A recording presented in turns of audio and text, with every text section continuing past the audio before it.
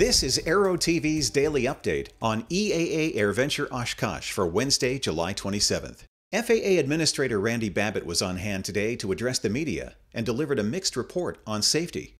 Well, let's start with safety. Now, general aviation numbers, candidly, are not where I or the folks at the FAA would like them to be. This year, so far in the first 6 months, we've had 120 fatal GA accidents. Now that's down 8%. That's a good thing, but we want it down further than that. We strive to have a much lower number in the long run. Last year, amateur-built aircraft had about 25% of all of our GA aviation accidents. The troubling number there, though, is the fact remains that they represent only about 10% of the aircraft, so they have an inordinate number. And when we look at this higher number of home-built aircraft and why those rates seem to be higher, it seems to always happen after the transition, the sale of those aircraft. And so we're really making a big pitch. If someone is a buyer of one of those aircraft, make certain that you get the training that you need. If you're the seller, make certain that the buyer understands they're buying a complex airplane. Often these airplanes are very sophisticated, higher wing loading, they're more sophisticated, higher stall speeds, things like that. All of those lead to the need for additional training. Babbitt defended his agency from charges it drives up the costs of certifying new designs. But I think we have proven to be quite flexible, number one. We have light sport aircraft, I believe, are a great example. And using processes like the ASTM process to allow things to be certified literally on a fast track that the industry sets the pace for, not us. Those types of things. When we get into more complex areas, I hope people appreciate we're very deliberative, because people's lives depend on what we certify.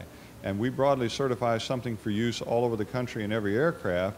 We don't have to think it really should work. It absolutely has to work. And we have to be able to certify that. So yes, it's a deliberative process, but it is deliberative on purpose. Yeah. Regarding the future of leaded aviation fuel, Babbitt explained the FAA's place in what is really an EPA process. We have some pretty good studies undergoing. The ATSM process is developing the standards for new unleaded fuel, and we've had some pretty good discussions with the EPA. They've been very cooperative and helpful.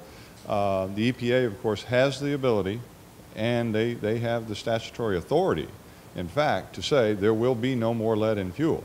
We have asked them that please don't get ahead of us. Let us develop a standard so that we will have an easily deliverable, safe, efficient fuel that performs just like 100 leaded fuel does today, and let us get that in place. And the time track that we're both on, I'm very comfortable that we will have a suitable, deliverable alternative fuel long before the EPA says no more. We'll be back with more from AirVenture 2010 in a moment. The beauty of the Release 9 system architecture is that you have two fully redundant integrated flight displays. Each has access to all the systems and data. Providing full redundancy and eliminating traditional reversionary modes, Release 9 allows either display to be configured as the PFD.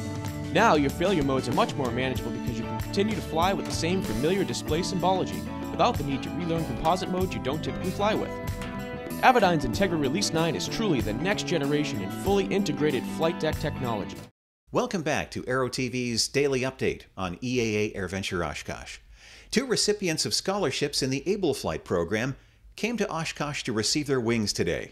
At Able Flight, we believe that aviation should be open to everyone, no matter what their physical situation. And what we have found over the last 4 years by giving out 28 scholarships and having 14 new licensed pilots already is that there are people who are willing to meet the challenge of becoming a pilot and overcome these difficulties that they would have that people might normally think would be impossible for someone. The two pilots who received their wings today are Heather Schultz from New Jersey and Chris Spar from California. Heather was injured in an accident a few years ago and is a paraplegic, and Chris has muscular dystrophy, but for neither one of them that didn't affect their ability to become a pilot, and they met that challenge through intensive training that we provided at Able Flight. There's so many people out there that I don't even know her. I've just, met that have supported us along this road, and I mean, I can't say enough. Like, thank you so much from the bottom of my heart. And without them, this wouldn't be possible. I would not be here. Cobalt Aviation made its first visit to AirVenture to introduce the new CO50. While the flight test aircraft did not make the trip over from France, Cobalt did bring a mock-up. We spoke with CEO and founder David Loury. We're unveiling our existence to the public. We've been confidential all those years, and we wanted to have a first feeling of the market and the public feedback on this aircraft that we're presenting here. And this occurs just before the first flight, so that we can bring some interest to the company. And in fact, we've had a tremendous interest with a lot of people asking us for deposit policies and so on.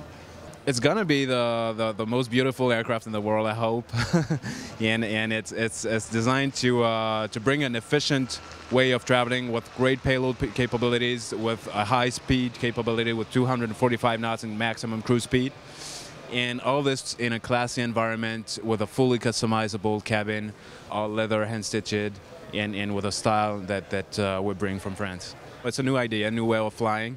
There's a lot of advantages with canard aircraft. They're faster, they're easier to fly, and when it's well designed.